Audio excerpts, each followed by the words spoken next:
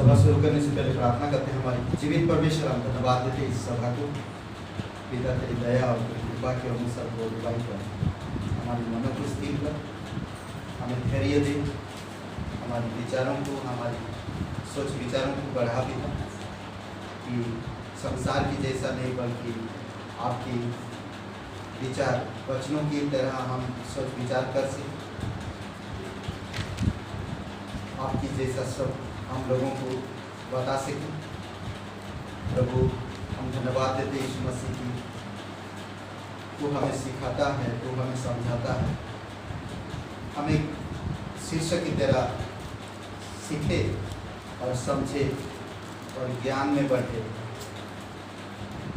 प्रभु यीशु, हम धन्यवाद देते, तू हर एक लोगों को सिखाना चाहता है, परमेश्वर की ज्ञान देना चाहता है, हर एक वस्तु का ज्ञान देना चाहता है।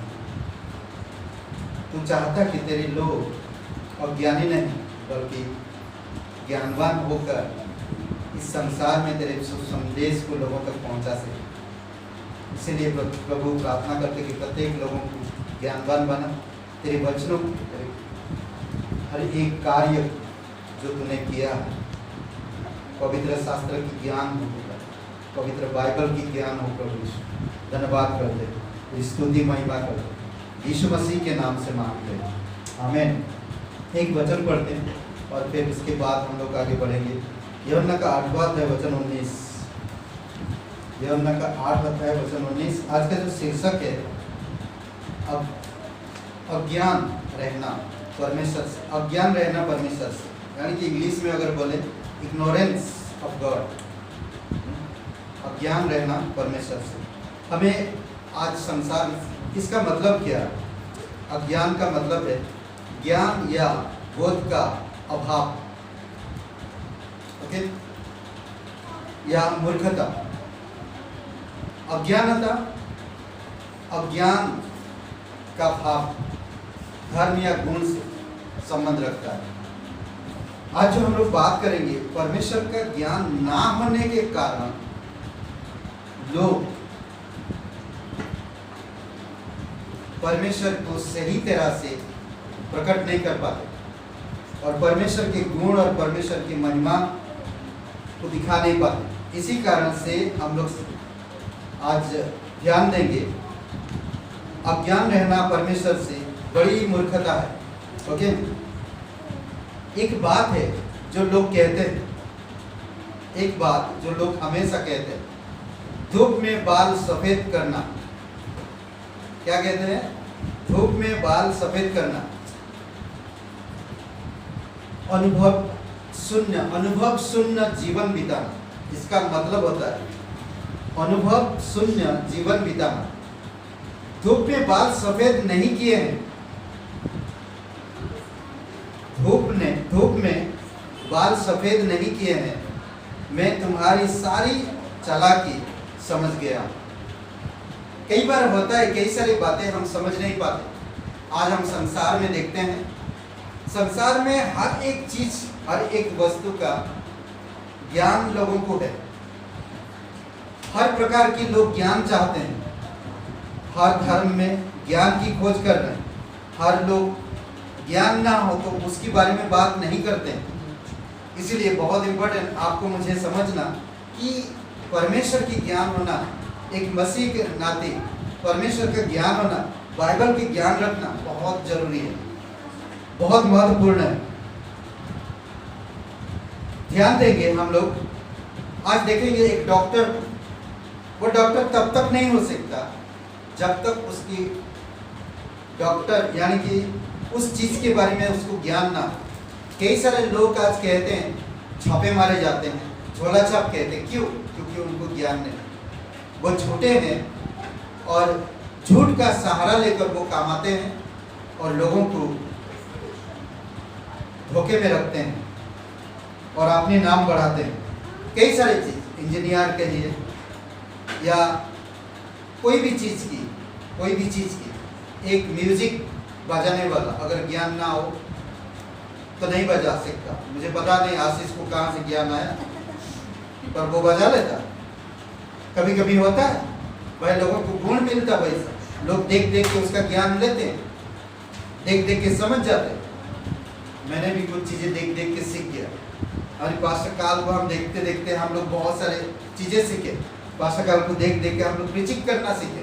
पास्टर काल के साहस को देखें, किस तरह से लोगों के बीच में प्रचार करते, किस तरह से लोगों से प्यार करते। हम पास्टर काल के जीवन को देखकर यीशु को समझ पाए, यीशु के ज्ञान को हम समझ पाए और बाइबल के ज्ञान को हम समझ पाए। कई बार हम जो एल्डर लोग हैं उनको देख देख के हम समझ पाते हैं कि परमेश्वर का ज्ञान होना बहुत इम्पोर्टेंट, बहुत जरूरी है और बाइबल के ज्ञान रखना बहुत जरूरी है। कई बार हम ज्ञान को इग्नोर करते हैं और ज्ञान के बारे में ध्यान नहीं देते। हमें ज्ञान लेना चाहिए, इग्नोर नहीं करना चाहिए। अगर हम ज्ञान को इग्नोर करेंगे, परमेश्वर को इग्नोर करेंगे तो ज्ञान को इग्नोर करेंगे। आज देखेंगे धीरे धीरे हम लोग जैसे बढ़ेंगे कुछ चीज़ों को देखेंगे। आज हम देखते हैं लोग चांद की ज्ञान रखते हैं, चांद अंतरिक्ष की ज्ञान रखते हैं। लोग बड़े बड़े अंतरिक्ष में जाने के लिए, बड़े बड़े जगहों पर जाने के लिए ज्ञान ढूंढ रहे हैं। लोग उसकी जानकारी ले रहे हैं, वो कैसा होगा, कितना हॉट होगा, कितना गर्म होगा, वहाँ पर हम पहुँच पाएंगे क्या नहीं पहुँच पाएंगे, वहाँ पर जाने के बाद क्या होगा, वहाँ पर हवा है क्या नहीं, वहाँ पर ऑक्सीजन है क्या नहीं, वहाँ पर मिट्टी कैसा होगा, वहाँ का वातावरण कैसा होगा, हर चीज़ के बारे में ज्ञान रखो। उसी प्रकार हर एक इंसान को ईश्वर के बारे में ज्ञान होना बहुत इम्पोर्टेंट है। इसीलिए बाइबल के बारे में हर एक विश्वासी भाई बहनों को, हर एक परिवारों को जो यीशु मसीह पर विश्वास करते हैं, ज्ञान होना बहुत जरूरी है। अज्ञान रहना परमेश्वर से ये अच्छी बात नहीं होता। ओके, तो हम लोग देखेंगे, एक वचन पढ़ते हैं, उसमें फिर आगे बढ़ेंगे। कोई है स्तुति पढ़ेंगे। उन्होंने उससे कहा, तेरा पिता कहाँ है? यीशु ने उत्तर दिया, ना तुम मुझे जानते हो ना मेरे पिता को। यदि मुझे जानते तो मेरे पिता को भी जानते। यीशु ने क्लियर कहा, यीशु मसीह यहाँ पर क्लियर कह दिया उन लोगों को जो यहूदी, जो लोगों के लिए वो गवाही दे रहा था, जो लोगों को परमेश्वर को प्रकट कर रहा था, उन लोगों के जो ज्योति बनकर इस जगत में आए, उन लोगों को समझा रहा, हर एक मानव जाति समझा रहा और बता रहा। अद्भुत बात कहता है यहाँ पर कि यीशु मसीह से अज्ञान रहना परमेश्वर से अज्ञान रहना है। यीशु मसीह से अज्ञान रहना परमेश्वर से अज्ञान रहना, ये वचन बताता है। यीशु ने अभी फरीसियों को बताया था कि पिता उसकी गवाह है ना, पिता उसकी गवाह है। और 18 वचन में हम देखते हैं, यूहन्ना का 8वां अध्याय और वचन 18 में देखते हैं कि पिता उसका गवाह है कि वो उसे भेजा कि ताकि तुमको बता सको। और यीशु मसीह खुद गवाही दे रहा कि तुम मुझे पहचानो, तुम मुझे जानो। तुम अगर ज्ञान रखते हो पुरानी नियम को, अब्राहिम को, तुम अगर ज्ञान रखते परमेश्वर की योजना को, तुम अगर ज्ञान रखते परमेश्वर की उन कार्य को, तो तुम मुझे समझ पाओगे, तुम मुझे जान पाओगे, तुम कभी अज्ञान नहीं रहोगे। इसलिए बहुत इंपॉर्टेंट, बहुत जरूरी है कि हमको समझना। ओके, दूसरी बात, तब फरीसियों ने उसकी हंसी उड़ाते हुए कहा, तेरा पिता कहाँ है? उससे ये हंसने लगे और उसका मजाक उड़ाने लगे और पूछे कि तेरा पिता कहाँ है?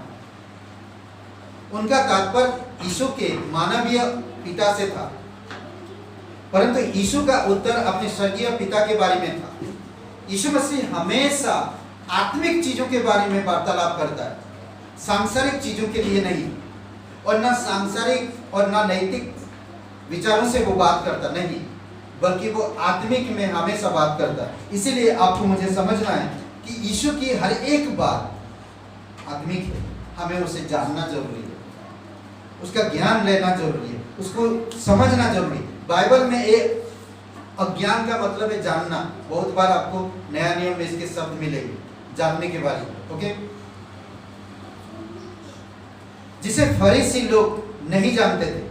यीशु अपने स्वर्गीय पिता के बारे में कह रहा, पर फरीसी लोग उस बात को समझ नहीं पा रहे। पर फरीसी लोग समझ रहे थे कि ये तो यीशु का बेटा है, एक बढ़ाई का बेटा है, इसके पास क्या ज्ञान होगा, ये इस प्रकार से बातें कर रहा, इसका ज्ञान लेकर हम करें क्या। कई बार हम नहीं समझ पाते। यीशु ने उन्हें बताया, अगर तुम मुझे जानते तो तुम मेरे पिता को भी जानोगे, अगर तुम मुझे नहीं जानोगे तो तुम मेरे पिता को नहीं जानोगे। क्लियर कर दिया। दूसरी बात, जो व्यक्ति मसीह को नहीं जानता उसे परमेश्वर का पूरा व सच्चा ज्ञान प्राप्त नहीं हो सकता। अद्भुत बात है नहीं? जब तक हम यीशु का ज्ञान नहीं रखेंगे, यीशु को नहीं जानेंगे, हम परमेश्वर का ज्ञान, सच्चा ज्ञान को प्राप्त नहीं कर पाएंगे और ना ही समझ पाएंगे। यूहन्ना 1:18 में यीशु कहा, मैंने उसे देखा है। किसे? पिता परमेश्वर को देखा है और उसी को प्रकट करने के लिए आया। वो वचन ये भी वादा करता कि दुनिया में कोई कभी किसी भी लोग परमेश्वर को कभी नहीं देखा। तो यीशु वो बात बता रहा है, कुछ बातें। यूहन्ना का 14:7-9 में कहता है, जिसने मुझे देखा है उसने पिता को देखा है, जिसने मुझे जाना है वह पिता को जाना है, जिसने मेरा ज्ञान रखा है वो पिता का ज्ञान रखा है, जिसने मुझे समझ लिया है वो पिता को समझ लिया। अद्भुत बात कहता। यूहन्ना 1:18 में कहता, जो परमेश्वर को किसी ने कभी नहीं देखा। स्वयं मूसा परमेश्वर को पूरी तरह कभी नहीं देखा था। मूसा को जो पूरे दुनिया में व्यवस्था लेकर आए, बोलते ना, हमारे देश में, हमारे भारत देश में संविधान को जिसने स्थापित किया ना, डॉक्टर बाबा साहेब अम्बेडकर, तो उसका नाम कितना, आज उसका लोग पूजा करते, उसका लोग आदर करते, हम भी आदर करते हैं, क्योंकि उन्होंने देश में संविधान लाया। एक अद्भुत बात है, मूसा के द्वारा इस दुनिया में संविधान आया, परमेश्वर की व्यवस्था है, पर लोग उसका ज्ञान नहीं रखना चाहते। मूसा कहता, मैंने कभी परमेश्वर को देखा नहीं, और परमेश्वर ने मूसा से बातें किया और कहा, क्या कहा? देखिए, परमेश्वर ने मूसा से कहा, तू मेरे मुख का दर्शन नहीं कर सकता, क्योंकि मनुष्य मेरे मुख का दर्शन करके जीवित नहीं रह सकता है। अद्भुत बात है नहीं? मूसा को कह रहा परमेश्वर कि कोई भी इंसान मेरे मुख को देख नहीं सकता, और देखेगा भी तो वो जीवित नहीं रह सकता। निर्गमन का 33:19-20 वचन। समस्त संसार में लोग परमेश्वर की तलाश करते हैं। पूरे संसार में लोग आज परमेश्वर की तलाश करते हैं। वे विभिन्न धर्मों की शिक्षाओं के द्वारा परमेश्वर की आंशिक समझ प्राप्त करते हैं। कुछ ना कुछ थोड़ा थोड़ा यहाँ से वहाँ से थोड़ा प्राप्त करना चाहते हैं, परंतु परमेश्वर के बारे में उनका ज्ञान उचित वह उपयुक्त नहीं है। उनका जो भी जहाँ कहीं से भी वो लोग ज्ञान प्राप्त करते ईश्वर के बारे में या परमेश्वर के बारे में, वो उचित और उपयोगी नहीं है, उपयुक्त नहीं है। इसीलिए केवल यीशु मसीह ही जो परमेश्वर की ओर से आया था और जो खुद परमेश्वर है, खुद परमेश्वर है, पिता को पूरी तरह जानता है और उसे देखा है, और वही आज आपको मुझे यीशु मसीह वही ज्ञान देना चाहता है। वही यीशु कह रहा, अगर तुम मुझे जानते तो पिता को जानते, अगर तुम मुझे देखते तो पिता को देखते। आपको मुझे अज्ञानी नहीं बल्कि परमेश्वर की ज्ञान से भरपूर होना है। समझ रहे हैं? इसीलिए हमें बाइबल स्कूल आना चाहिए, रोज वचन पढ़ना चाहिए, रोज प्रभु से प्रार्थना करना चाहिए, प्रभु मेरे अज्ञान का उपाय कर, मेरे अज्ञान का उपाय कर। ओके, इसीलिए केवल मसीह लोगों को परमेश्वर का पूरा चरित्र दे सकता है।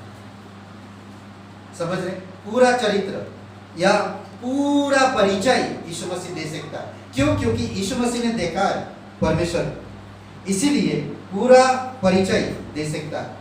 हम लोग कई सारे लोगों से पूछते हैं। कई बार मैं एक ट्रेन में जा रहा था, एक व्यक्ति आया और कहता कि भाई साहब मैं यहाँ बैठ सकता हूँ? फिर मैं बोला ठीक, बैठ जाइए। और फिर रहता कि आप, फिर बातें करते करते पूछा उसने आपका नाम, थोड़ा आपके बारे में परिचय दीजिए ताकि मैं आपको जान सकूं। अद्भुत बात क्या है, कई बार आप और मैं भी इस प्रकार परिस्थितियों में गुजरते। कई बार लोग पूछते आपका परिचय। हमें अपने बारे में ज्ञान होना चाहिए। मैं कहाँ पर पैदा हुआ, मेरा पिताजी माताजी का नाम क्या है। नहीं, कई बार हम लोग ये सब चीजें बिना देखे बिना झिझकते बोल देते। जिन परमेश्वर का आप संतान हो उस परमेश्वर के बारे में आपको ज्ञान है, ये तो गड़बड़ है। इसीलिए बहुत इम्पोर्टेंट, जरूरी है कि आपको मुझे समझना कि परमेश्वर आपसे कितना प्यार करता और परमेश्वर चाहता कि आप मूर्ख या अज्ञानी ना रहे, बल्कि परमेश्वर के ज्ञान में भरपूर होते जाइए। ओके, यहाँ मसीह को परमेश्वर का इकलौता पुत्र कहा गया। मसीह ना केवल परमेश्वर का पुत्र है, वरन वह खुद परमेश्वर भी है। परमेश्वर का सब प्रकार का सच्चा ज्ञान मसीह से आता है। अगर यीशु नहीं तो परमेश्वर का सच्चा ज्ञान नहीं। इसीलिए कुछ लक्षण देखते हैं। इसीलिए यीशु को ज्यादा आप जानने के लिए प्रयास करें, यीशु को ज्यादा करीब रहने के लिए प्रयास करें, यीशु के बारे में और भी ज्यादा समझने के लिए प्रयास करें। ओके, ये हम बता दिए। और भी वचन आप पढ़ सकते हैं। यूहन्ना का 16:3, 8:55, 7:28। ओके, कई सारे जगह पर प्रमाण दिया यीशु कि जो मुझे जानता है वो मेरे पिता को जानता है, जो मुझे नहीं जानता वो मेरे पिता को नहीं जानता, जो मुझे जानता वो परमेश्वर के गुण को जानता, जो मुझे जानता वो परमेश्वर को जान पाता। अद्भुत बात कहता है। ओके, इसके लक्षण हम देखते हैं थोड़ा। लक्षण क्या? अगर मैं अज्ञान में रहता हूं, परमेश्वर के अज्ञान में रहता हूं, तो लक्षण क्या है? किस तरह से हम जान पाएंगे कि मैं परमेश्वर के ज्ञान में हूं या मैं परमेश्वर के ज्ञान में नहीं हूं? ओके, पहला, प्रेम की कमी होती है। लोगों के अंदर प्रेम की कमी होती है। आज दुनिया में एक बार नजर डालिए, दुनिया के लोगों में प्रेम की कमी है। प्रेम की तलाश करते हैं। दुनिया में जो प्रेम है वो स्वार्थी प्रेम है, पर परमेश्वर के पास जो प्रेम है वो निस्वार्थ प्रेम, अगापे प्रेम। परमेश्वर का प्रेम आजकल और युगानुयुग एक सा है, पर दुनिया में जो प्रेम है वो ऊंचा नीचा देखता है, फूलता है, घमंड करता है। इसी कारण से प्रेम की कमी होती है। आज अगर आप विश्वास करते हैं प्रभु में, यीशु मसीह पर विश्वास करते, परमेश्वर पे विश्वास करते, तो पहला यूहन्ना 4:8 में कहता, जो प्रेम नहीं रखता वह परमेश्वर को नहीं जानता या परमेश्वर का ज्ञान नहीं रखता। समझ रहे हैं? क्योंकि परमेश्वर प्रेम है। अद्भुत बात कहता है। इसीलिए पहला लक्षण, अगर आप परमेश्वर के ज्ञान में अज्ञानी है तो आपके पास समझ सकते हैं ये लक्षण होगा उस इंसान के पास जो परमेश्वर का ज्ञान नहीं रखते, प्रेम की कमी होगी। समझ रहे हैं? दूसरी बात, परमेश्वर का ज्ञान नहीं होने से परमेश्वर की आज्ञा नहीं मानते। परमेश्वर की ज्ञान जब नहीं होता लोगों के पास, अज्ञानी लोग परमेश्वर को नहीं मानेंगे। समझ रहे हैं? पहला यूहन्ना का 2:4 हम लोग इसके सीरीज भी कर रहे हैं, डिवोशन में लोगों को सुना बता रहे हैं। इसीलिए यूहन्ना का किताब आप पढ़िए, बहुत खूबसूरत किताब है। ओके, 2:4 कहता है, जो कोई यह कहता है कि मैं उसे जान गया हूं और उसकी आज्ञा को नहीं मानता, वह झूठा है, उसमें सत्य नहीं, परमेश्वर की ज्ञान उसमें नहीं है। समझ रहे हैं? क्लियर कहता है, जो कहता है कि मैं उसे जान गया और उसकी आज्ञा नहीं मानता, तो ये समझ लीजिए कि उसके पास परमेश्वर का ज्ञान नहीं है, वो झूठा आदमी है, परमेश्वर की सच्चा ज्ञान उसमें बिल्कुल नहीं है। क्योंकि जो परमेश्वर को जानेगा वो परमेश्वर की आज्ञा मानेगा। अद्भुत बात नहीं? Praise God, hallelujah. इस तरह से परमेश्वर के लोगों को हम जान सकते हैं और लोगों को देख सकते हैं हम किस तरह से परमेश्वर में बढ़ रहे हैं। ओके, तीसरी बात, परमेश्वर का ज्ञान नहीं होने से पापों में रहते हैं। परमेश्वर के ज्ञान नहीं होने से वे पापों में रहते हैं। पहला यूहन्ना 3 अध्याय और वचन 6 और पहला तीमुथियुस 1:16। जो कोई उनमें बना रहता है वह पाप नहीं करता। जो परमेश्वर के ज्ञान की खोज करते रहता है, परमेश्वर में बना रहता है, संगति में, उसकी आराधना में, उसकी बाइबल स्कूल में, कलीसिया में, उसकी ज्ञान खोज में लगा रहता है, उसकी राज्य की खोज करता रहता है, वो उसमें बना रहता है। अद्भुत बात कहता है, जो कोई उसमें बना रहता है वह पाप नहीं करता। जो कोई पाप करता है उसने ना तो देखा है और ना उसको ज्ञान है, ना जानता है। अद्भुत बात है नहीं? इसका मतलब है एक विश्वासी जो परमेश्वर की आज्ञाओं का पालन करता उसमें बना रहता है। पहले शब्द में कहा, जब हम आज्ञा मानते हैं, जब हम उससे प्रेम करते हैं, जब हम उसे जानते हैं, उसके ज्ञान रखते हैं, तो हम उसकी आज्ञाओं को मानेंगे। जब हम उसकी आज्ञाओं को मानेंगे तो हम उसमें बना रहेंगे। जब हम उसमें बने रहेंगे तो क्या कहता देखिए,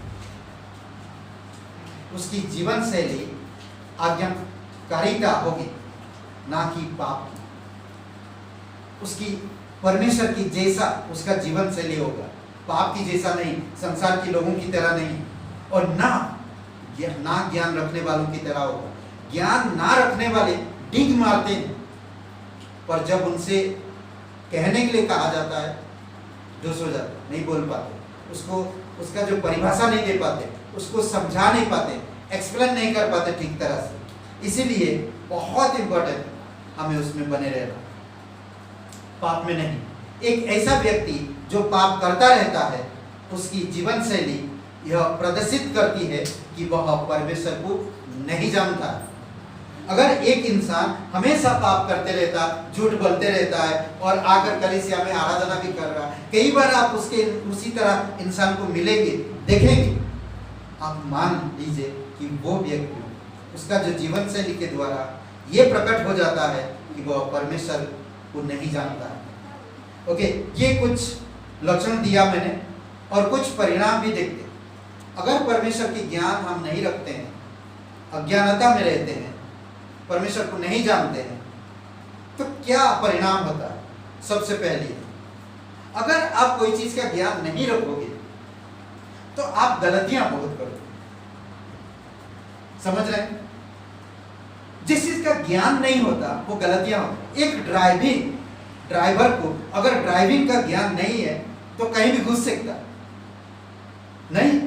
उसी प्रकार हर एक मसीह भाई बहनों, हर एक बाइबल टीचर, हर एक बाइबल फॉलोअर, हर एक यीशु के शिष्य को ज्ञान होना जरूरी है, बहुत इंपॉर्टेंट।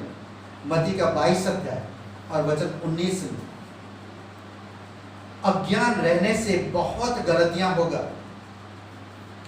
यहां पर सदुकी फरीसी लोगों के बारे में बात करता, यीशु के पास आकर पूछते हैं पुनरुत्थान के बाद विवाह होगा या नहीं होगा? क्या पुराने नियम वो लोग नहीं पढ़ा? क्या उसके ज्ञान उनके पास नहीं है? मूसा की व्यवस्था को लेकर वो लोग यीशु से पूछते हैं। ध्यान दीजिए, वो लोग पूछते हैं सदुकी और फरीसी। यीशु ने उन्हें उत्तर दिया, तुम पवित्र बाइबल और परमेश्वर की सामर्थ नहीं जानते, इस कारण भूल में पड़े हो। वहां पर बहुत अच्छा एक स्टोरी है, एक दृष्टांत है। यीशु कहता, वो लोग पूछते हैं कि एक व्यक्ति, समझ लीजिए मूसा की व्यवस्था के अनुसार मरने के बाद अगर उसका शादी हुआ था और बिना बच्चा के मर जाता है तो उसकी भाई उस औरत के साथ फिर शादी होता, फिर दूसरा मर जाता, फिर ये जब औरत पुनरुत्थान के समय होगा तो किसका पत्नी कहलाएगा? ये बात वो पूछ रहे थे। किस तरह गलतियां करते देखिए। यीशु मसीह उनको क्लियर शब्द में कहा, सदुकी और फरीसियों से यीशु ने उन्हें उत्तर दिया, तुम पवित्र शास्त्र और परमेश्वर की समझ नहीं जानते, इस कारण भूल में पड़े हो, गलती में पड़े हो। अगर जो जानेगा तो वो समझ जाए। ज्ञान होना बहुत जरूरी है। दूसरी बात, मूर्ति पूजा में लगा रहे। यशायाह का 44:19, पेजों के काम 17, 29, 30। यशायाह 44:19, 44 का 19, प्रेरितों के काम 17, 29 और 30। यह बात सोचकर कितनी हास्यप्रद लगते हैं ना, मजाक लगता है। हम लोग कभी कभी समझ नहीं पाते। अद्भुत वचन कहता वहां पर। अगर आप पढ़ते हैं इस वचन को तो एक बातें मैं देखता हूं इस वचन में कि लोग कितनी मूर्ख और कितनी नासमझ है ना, सब चीज का ज्ञान होकर भी वो लोग अज्ञान में रहना चाहते हैं। 44 का 19 देखिए क्या कहता है इस वचन को। मैं थोड़ा फिर बाद में समझाता हूं।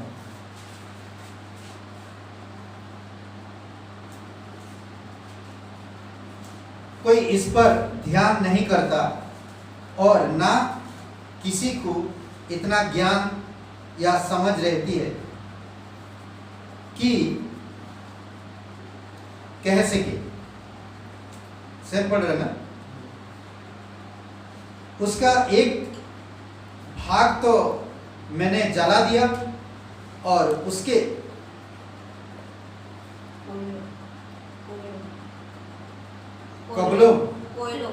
कोयलों पर रोटी सेंके, कोयलों पर रोटी सेंके, रोटी बनाई और मांस पकाकर खाया। फिर क्या मैं उसके बचे हुए भाग को घिनौनी वस्तु बनाए? क्या मैं काट के प्रणाम करूं? ये सोचिए, ये अगर आप 44 अध्याय पूरा पढ़ेंगे तो अच्छी तरह से बताता कि इंसान कितने नीचे गिर चुके हैं।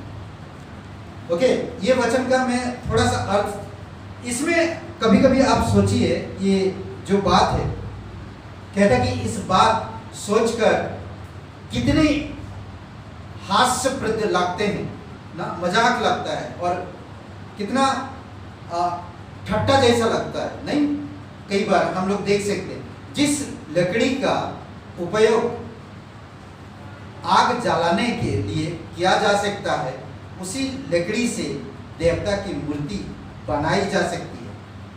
काठ की आराधना करना राख खाने के बराबर नहीं, काठ की आराधना करना राख खाने के समान है। इसलिए आपको मुझे परमेश्वर की हर एक चीजों पर ज्ञान होना जरूरी है। ध्यान दीजिए। तीसरी बात, ओके, इसलिए सावधान रहो, परमेश्वर की ज्ञान में बढ़ो।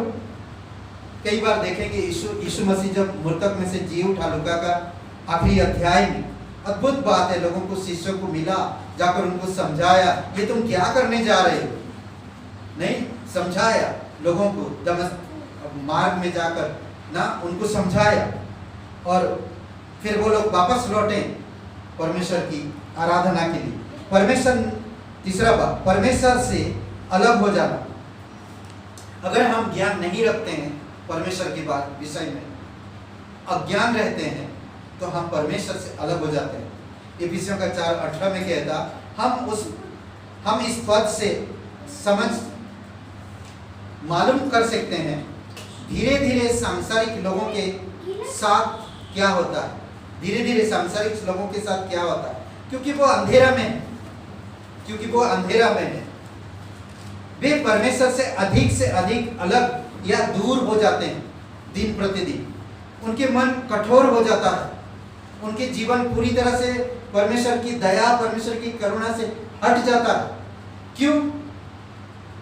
क्योंकि वो परमेश्वर के ज्ञान रखना ही नहीं चाहते। इसी कारण से, समझ रहे? वे परमेश्वर से अधिक अलग या दूर हो जाना चाहते हैं।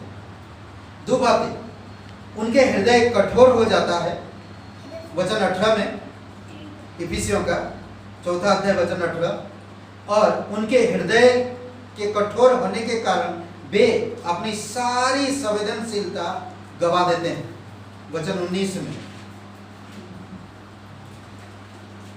ओके, वे उचित और अनुचित के अंतर की कोई परवाह नहीं करते।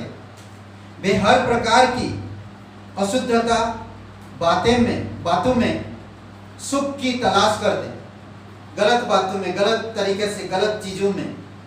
इसीलिए उनके पास ज्ञान नहीं, प्राण का कीमत नहीं जानते, प्राणों का कीमत नहीं जानते। परमेश्वर के दया के बारे में, दया को वो लोग समझ नहीं पाते, परमेश्वर के अनुग्रह को समझ नहीं पाते। परमेश्वर ने जो जगत से प्रेम किया, परमेश्वर ने जो उनको बनाया, वो उसको मतलब नहीं समझ पाते।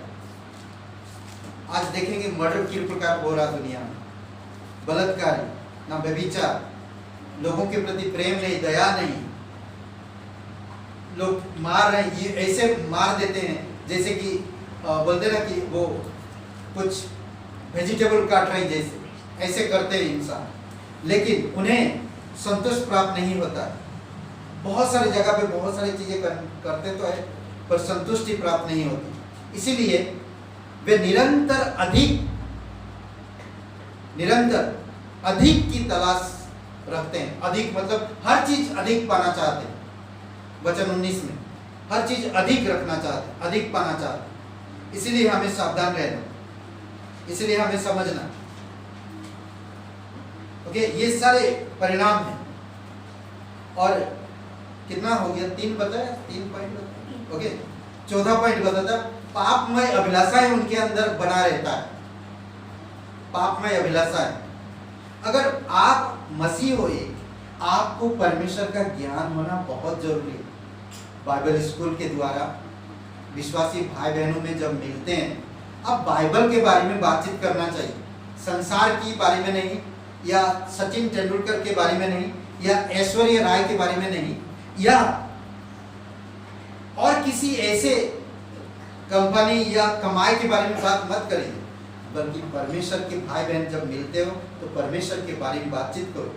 उसके माइंड में उसने कुछ पढ़ा, उसके माइंड में कुछ परमेश्वर बातें डाला, वो आपको शेयर करेगा।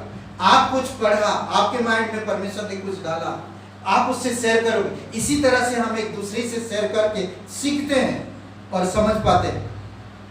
कहते हैं कि जो परमेश्वर का ज्ञान नहीं रखते, उनके पापमय अभिलाषाएं रहता है।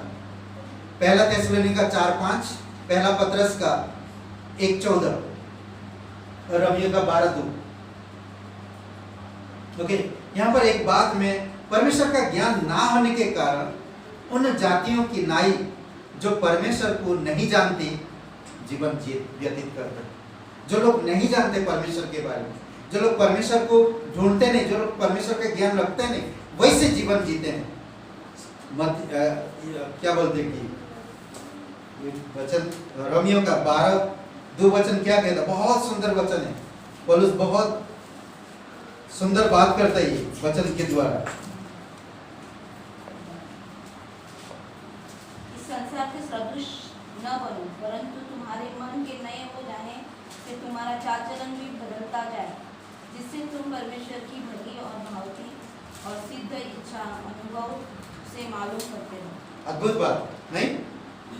ये अद्भुत बात है। हम देख सकते हैं इसमें ना, हमें संसार के सदृश नहीं बल्कि परमेश्वर के सदृश नया जन्म मिला, नया होते जाना चाहिए, उसके ज्ञान में बढ़ना चाहिए, उसकी प्रेम में बढ़ना चाहिए, उसकी धार्मिकता में बढ़ना चाहिए, उसकी चमक हमारे जीवन में दिखना चाहिए, हमारे जीवन के द्वारा दूसरों को प्रेरणा मिलना चाहिए, यह होनी चाहिए।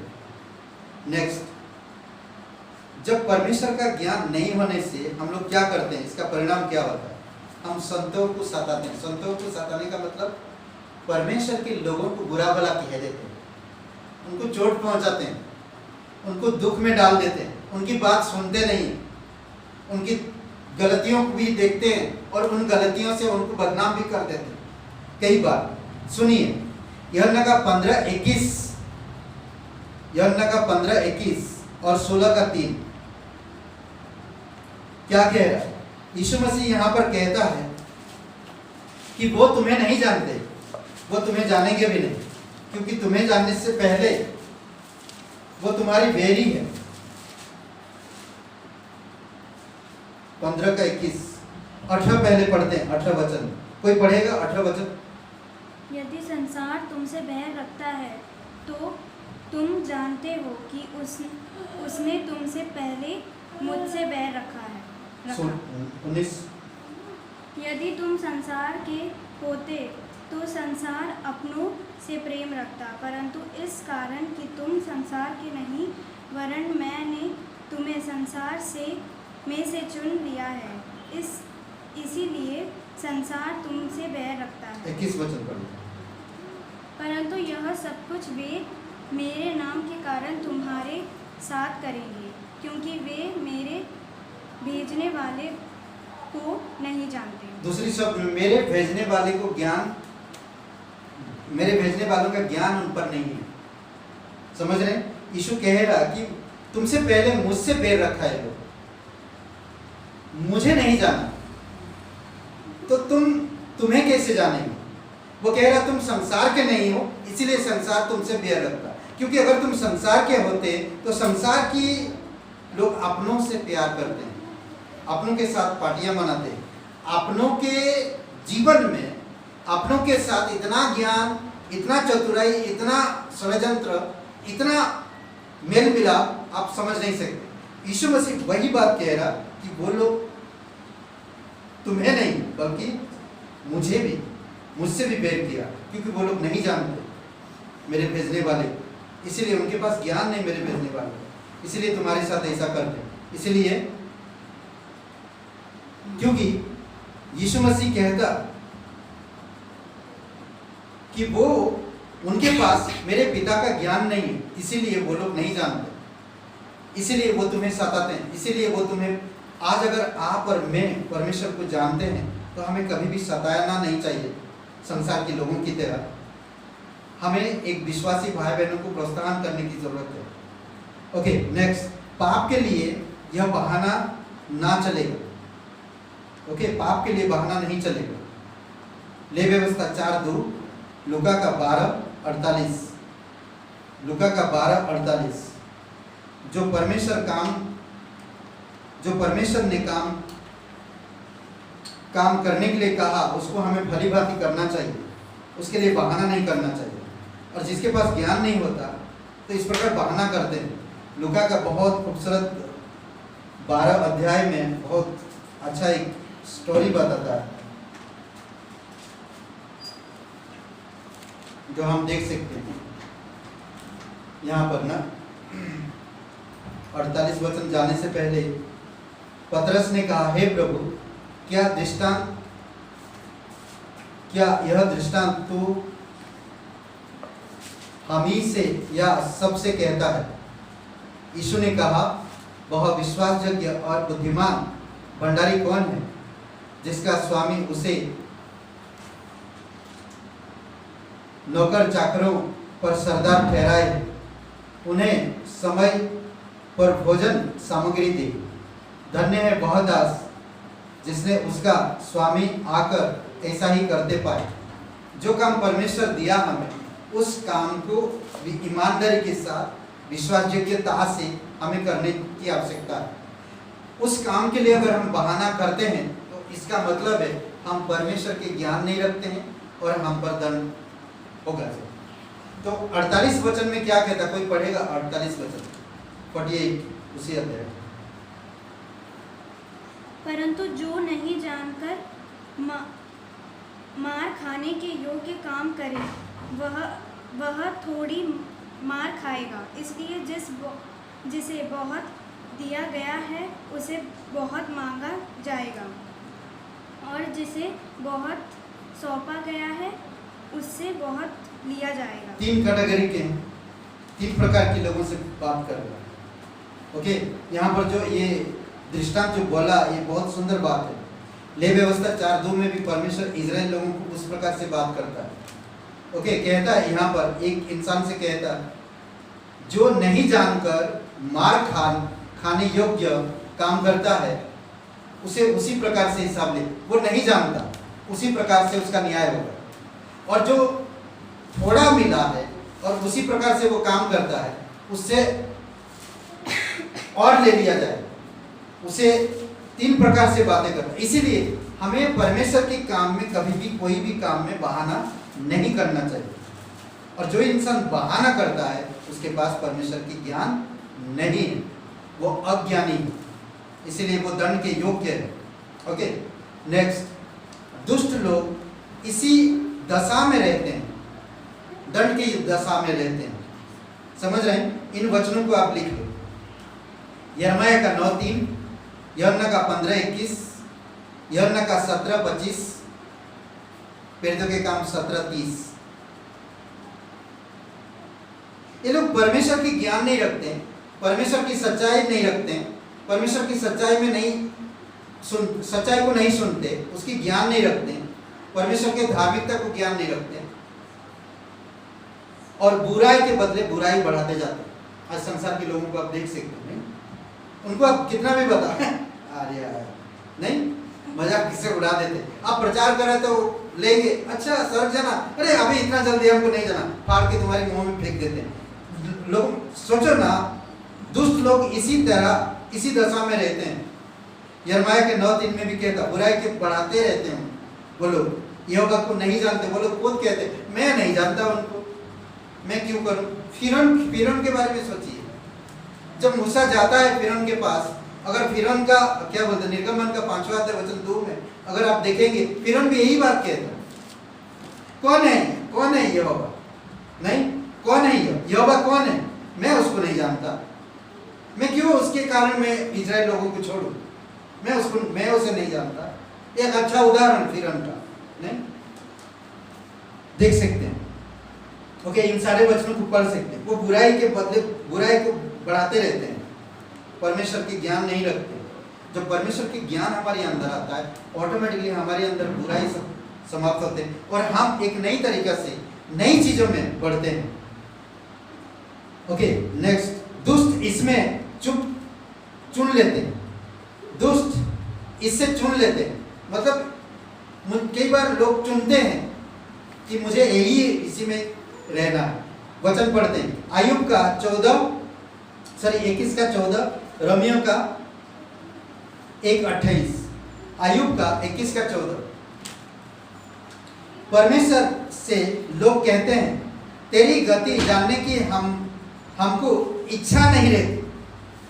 तेरी गति मुझे जानने का, परमेश्वर तेरी गति मुझे जानने का मुझे कोई इच्छा नहीं है।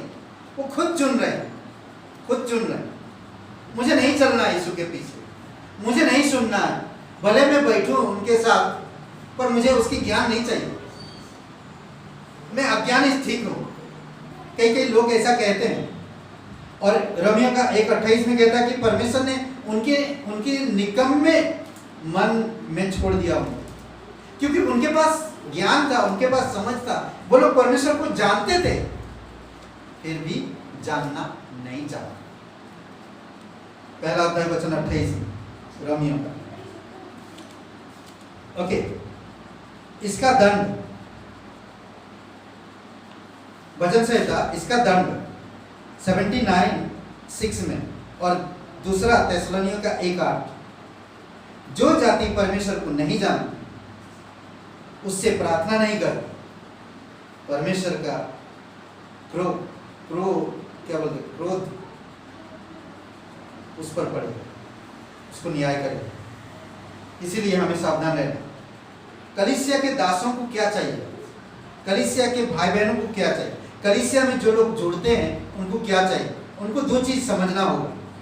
ओके, इब्रानी का 5:2 खोलिए,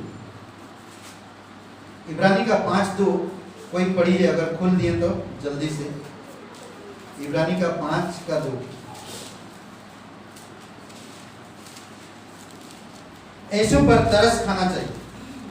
5:2, ऐसे लोग जो ज्ञान नहीं रखते उन पर तरस खाना चाहिए। ये हर एक विश्वासी भाई बहनों की जरूरत है, उन पर तरस खाना चाहिए। उनको नीचा मत गिराओ, उनके पास ज्ञान नहीं है, आपके पास ज्ञान है, उनको संभालो, उन पर तरस खाओ, उनको सिखाओ। अगर आप कुछ चीज के बारे में जानते हो तो आप दूसरों को सिखाओ, उनको बढ़ाओ, उनको मजबूत बनाओ। वो नहीं जानते, हो सकता कल वो कुछ और चीज के बारे में जानेगा और आप उस चीज के बारे में नहीं जानोगे, तो वो आपको सिखाएगा, वो आपको समझाएगा। अगर आज आप उसको अज्ञान समझकर उसको अगर नीचे गिरा देते हो, उसके ऊपर हंसते हो, तो कल आपका भी दिन आएगा। तो इसीलिए बहुत इंपॉर्टेंट कि हमें उन पर तरस खाना चाहिए। पढ़िए कोई 5:2। वह अज्ञानों और भूले भटकों के साथ नम्र से व्यवहार कर सकता है, इसलिए कि वह आप भी निर्मल से घिरा है। ओके, हम सब लोग निर्मल से घेरा है, निर्बलता से घेरा है, निर्बलता से। समझ रहे? हमारे पास कमजोरी है, सबके पास है। सब लोग अज्ञान, सब लोग, कोई माँ के पेट से ज्ञानवान बनकर नहीं आता है, यहीं पर सब लोग सीखते हैं। किसी के पास संसार की ज्ञान है, किसी के पास इंजीनियर का ज्ञान है, किसी के पास कंप्यूटर का ज्ञान है, किसी के पास छोटे मोबाइल और टचिंग मोबाइल का ज्ञान है, किसी के पास ड्राइविंग की ज्ञान है, किसी के पास बाइबल की ज्ञान है, किसी के पास पुराने इतिहास की ज्ञान है, किसी के पास बाइबल के अच्छा ज्ञान है। हो सकता है हर किसी के पास कुछ ना कुछ है। हम हर किसी के पास कमजोरियां हैं, पर हम एक दूसरे पर तरस खाना चाहिए। भूले भटकों को नम्रता से व्यवहार करना चाहिए और पेश आना चाहिए, नम्र के साथ, नम्रता के साथ, नरमी के साथ पेश आना चाहिए, नरमी के साथ पेश आना चाहिए। ओके, दूसरी बात, प्रेरितों के काम 17:23। ये कलीसिया के लोगों के लिए ना, कलीसिया के लोग अपने भाई बहनों से कैसा व्यवहार करें। ओके,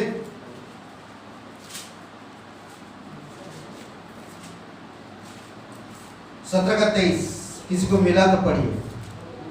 उसको दूर करने का प्रयत्न करें। क्योंकि मैं फिरते हुए जब तुम्हारे पूजने की वस्तुओं को देख रहा था, तो एक ऐसी वेदी भी पाई जिस पर लिखा था अनजाने ईश्वर के लिए, इसलिए जिसे तुम बिना जाने पूजते हो, मैं तुम्हें उसका सुसमाचार सुनाऊं। ओके, ये पौलुस एथेंस नगर में, एथेंस के शहर में लोगों को कह रहा, जिस वस्तु के बारे में तुमको ज्ञान ही नहीं है, मैं उसकी ज्ञान के बारे में बताना चाह रहा हूं। उस वस्तु के ज्ञान के बारे में मैं बताना चाह रहा हूं जिसके बारे में तुमको बिल्कुल ज्ञान नहीं। मैं तुम्हारे शहर में घूम रहा था, मैं देख रहा था तुम्हारी आस्था में, तुम्हारी पूजने वाली चीजों को देख रहा था, एक जगह पे अनजाने ईश्वर के लिए, फिर भी तुम उसके बारे में जानते। आज संसार में बहुत से ऐसे लोग, हमारे देश में ऐसे बहुत से लोग हैं जिनको वो लोग पूजते हैं, जिन पर उनका भक्ति है, जिन पर उनका आस्था है। बहुत सारे ऐसे लोगों को हमने देखा है कि उनके बारे में उनको ज्ञान ही नहीं है, फिर भी उनको पूजते हैं। वही पौलुस कह रहा, मैं उसके बारे में जानता हूँ, मैं तुम्हें बताना चाहता हूँ। फिर वो बताया, अद्भुत बात है। कुछ उदाहरण हम लोग देख सकते हैं। इजराइल के लोग, भजन संहिता 95:10 में, इजराइल के लोग ज्ञान से नहीं रखना चाहते। कहते हैं वो 40 वर्ष, परमेश्वर कहते हैं 40 वर्ष तक उस पीढ़ी के लोगों से रूठा रहा परमेश्वर। क्यों? वो लोग परमेश्वर का ज्ञान नहीं रखना चाहते। परमेश्वर जो उनके जीवन के लिए करना चाहता था, उनसे वो दूर भाग जाते। यशायाह का 1:3 में कहता है, बैलों को, गधों को अपनी स्वामी की पहचान है, पर इजराइल के लोग मुझे नहीं पहचानते। परंतु इजराइल के लोग मुझे नहीं पहचानते। सोचिए, झूठे नबी लोगों के बारे में एक उदाहरण। झूठे नबी लोग सच्चा ज्ञान नहीं रखते हैं, झूठे चीज को प्रकट करते हैं। इसीलिए सच्चा ज्ञान रखो। किसकी? बाइबल की, परमेश्वर की सच्चा ज्ञान रखो, बाइबल की सच्चा ज्ञान रखो और सच्चाई को बताओ परमेश्वर, तो परमेश्वर ब्लेसिंग करेगा। क्या कहता देखिए यशायाह 56 10-11 वचन, वे अंधे हैं, अज्ञानी हैं, गूंगे हैं, कुत्ते जो भूख नहीं सकते, कुत्ते हैं जो भूख नहीं सकते, भूख नहीं सकते, जो भी हो, एनीवे, सपना देखने वाले पर सपना का अर्थ नहीं समझ पाते, लेट कर सोते रहते हैं। सोचिए मरुभूख ना कहते हैं कि वो जानवर है जैसा कि जहां पर खाना कुछ मिलता नहीं हो। 11 वचन का पहला पाठ पढ़िए, 11 वचन का पहला पाठ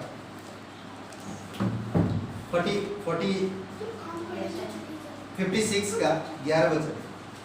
वे मर भूखे कुत्ते, मर भूखे, ये सब ना मर भूखे कुत्ते, ये लोगों को खाना नहीं मिलता, मर भूखे ऐसे ऐसे घूमते रहते हैं, समझ रहे हैं? झूठे नबी लोग हैं, मर भूखे हैं, ज्ञान नहीं रखते, भूख नहीं पाते, बोल नहीं पाते, ऐसे लोगों से सावधान रहो। इसलिए परमेश्वर का ज्ञान रखना बहुत जरूरी है। अगर ज्ञान नहीं रखोगे तो आप झूठे हो, सत्य आप में है नहीं। यहूदी लूका का 23-34 में यीशु ने कहा, हे पिता इन्हें क्षमा कर क्योंकि वे जानते नहीं क्या कर रहे हैं। यहूदी लोग क्रूस पर चढ़ा दो, क्रूस पर चढ़ा दो।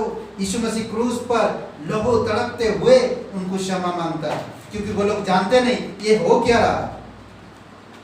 निकोदेमुस यूहन्ना का 3:10, निकोदेमुस एक गुरु था ना, एक सरदार, कहते हैं कि यहूदी शास्त्री, फरीसी, सदुकी, एक अच्छा याजक था। यीशु ने उससे कहा, तू इजरायलियों का गुरु होकर भी क्या इन बातों को नहीं समझता? सोचिए, नहीं समझ पाते लोग कई बार, क्योंकि उनके पास ज्ञान नहीं। इसीलिए आपको मुझे ज्ञान रखना।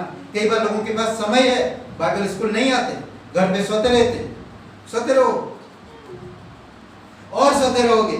सपना आएगा, आप एक जगह पे सपना में देखेंगे, एक जगह पे ना तो धरती है ना तो आसमान, ऐसी जगह पे अटके हुए हैं। आप कोशिश कर रहे हैं, यीशु आया सामने से चला गया पर मुझे नहीं बचाया, ऐसे ऐसे सपना देखोगे, लेटे रहो। ज्ञान लो, परमेश्वर की ज्ञान के लिए आगे आओ, जागरूक रहो, अनुभव में बढ़ो विश्वासी लोगों के साथ। निकोदेमुस रात के अंधेरे में मिलने आता है यीशु के पास और कहता कि ओके नेक्स्ट, अन्य जाति लोग, गलतियों का 4:8, अन्य जाति के लोगों,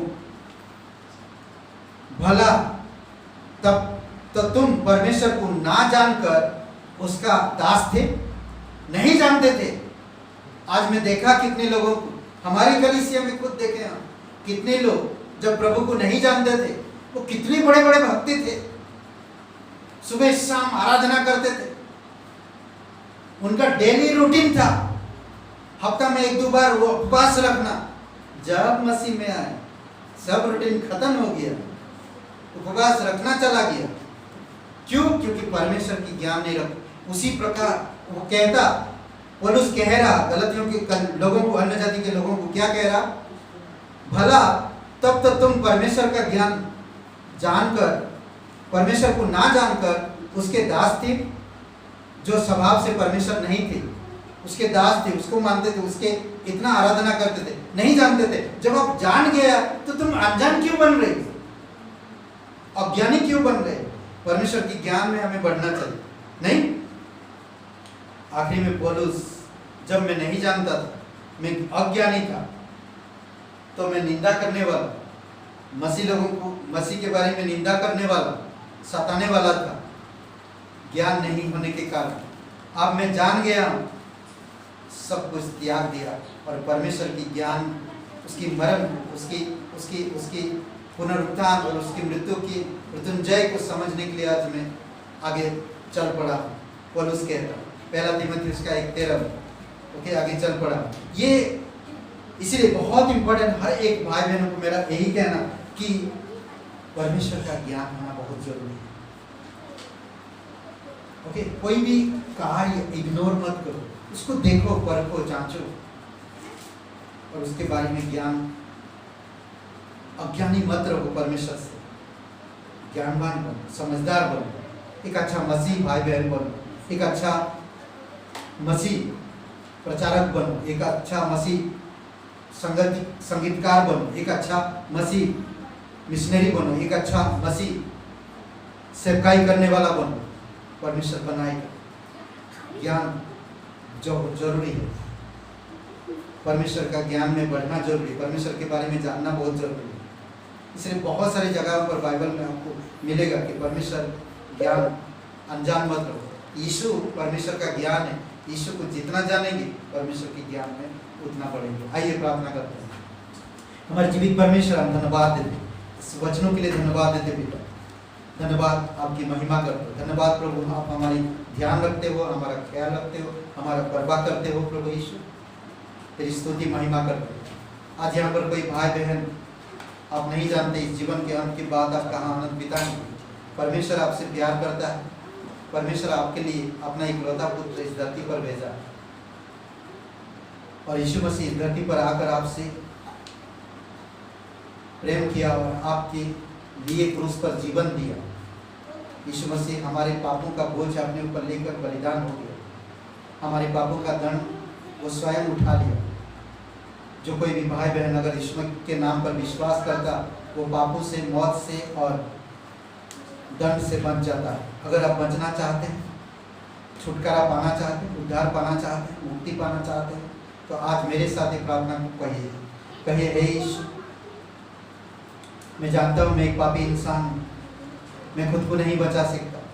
मैं धन्यवाद करता हूँ कि मेरे अपराध और गुनाहों का दंड तो अपने ऊपर लेकर दंडित हुआ, क्रूस पर अपना जीवन दे दिया, अपने पवित्र लहू बहाया। उस लहू से मेरे पापों को क्षमा कीजिए, मुझे शुद्ध कीजिए, मुझे नया जीवन दीजिए। मैं आपके बलिदान पर, मैं आपके गाड़े जाने पर, मैं आपके जी उठने पर मैं विश्वास करता हूँ। तन मन से, संपूर्ण दिल से तू मेरा उद्धार करता है, तू मेरा मुक्तिदाता है, तू पवित्र परमेश्वर का इकलौता पुत्र प्रभु यीशु मसीह, यीशु के नाम से आमीन।